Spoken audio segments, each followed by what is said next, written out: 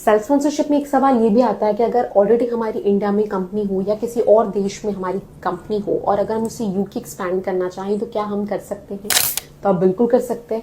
और अगर हमें एक्सपेंशन करना हो तो हमें किस वीजा की जरूरत होगी, वो वीजा कितने साल के लिए ग्रांट किया जाएगा, उसे किस तरीके से अप्लाई करना, क्या एलिजिबिलिटी रिक्वायरमेंट्स, अगर ये सारे सवाल आपके मन में भी हैं तो वीडियो आपके लिए, और वीडियो बहुत डिटेल्ड होने वाला है। तो देखो, अगर आप यूके में एक्सपेंशन करना चाहते हो तो आपको यूके एक्सपेंशन वर्कर वीजा की जरूरत होगी।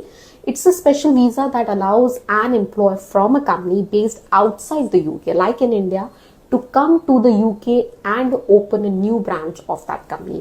ये वीजा इनिशियली आपको 1 साल के लिए दिया जाता है, उसके बाद आप 1 साल और एक्सटेंड करा सकते हैं। मतलब टोटल आपको 2 साल का समय मिलता है to visit UK and open a new branch of your company, और आपको पूरा बिजनेस जमाने के लिए 2 साल का टाइम दिया जाता है। अब सवाल आता है कि इस वीजा पे कौन जा सकता है, कौन इसके लिए एलिजिबल है?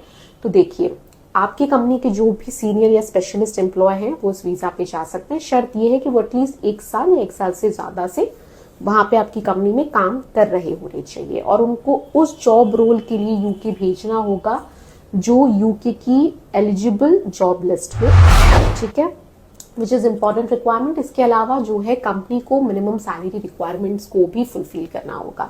मिनिमम सैलरी रिक्वायरमेंट्स है 48,500 पाउंड्स पर ईयर, या जो भी जॉब रोल की सैलरी है विच एवर इज हायर, वो सैलरी रिक्वायरमेंट को फुलफिल करना होगा, तभी आप इस वीजा के लिए एलिजिबल होंगे। मतलब इतनी सैलरी जो है, मिनिमम सैलरी उस एम्प्लॉय को प्रोवाइड की जानी चाहिए। ऑलराइट, बट आपको एम्प्लॉय को यूके भेजने से पहले, एक्सपेंशन के बारे में सोचने से पहले, आपको मतलब बेसिकली कंपनी के पास स्पॉन्सर लाइसेंस होना चाहिए। स्पॉन्सर लाइसेंस जो है राइट देता है कि आप जो है अपने एम्प्लॉयज को स्पॉन्सरशिप दे सकते हैं। That means certificate of sponsorship assign कर सकते हैं, जो जिसके बेस पे बेसिकली वीजा के लिए अप्लाई किया जाता है। अब ये सर्टिफिकेट ऑफ स्पॉन्सरशिप क्या है? सर्टिफिकेट ऑफ स्पॉन्सरशिप में सारी जॉब रिलेटेड डिटेल्स होती हैं। आप जब कॉस इशू करते हैं अपने एम्प्लॉय को, तो बेसिकली आप उन्हें जॉब रोल के लिए इनवाइट कर रहे होते हैं इन द यूके, ऑलराइट, और इसी के बेस पे जो है वीजा के लिए एप्लीकेशन किया जाता है। बट स्पॉन्सर लाइसेंस के लिए कंपनी जो है एटलीस्ट 3 साल या 3 साल से ज्यादा समय के लिए जो है ट्रेडिंग कर रही होनी चाहिए, उसके बाद आप स्पॉन्सर लाइसेंस के लिए अप्लाई कर सकते हैं।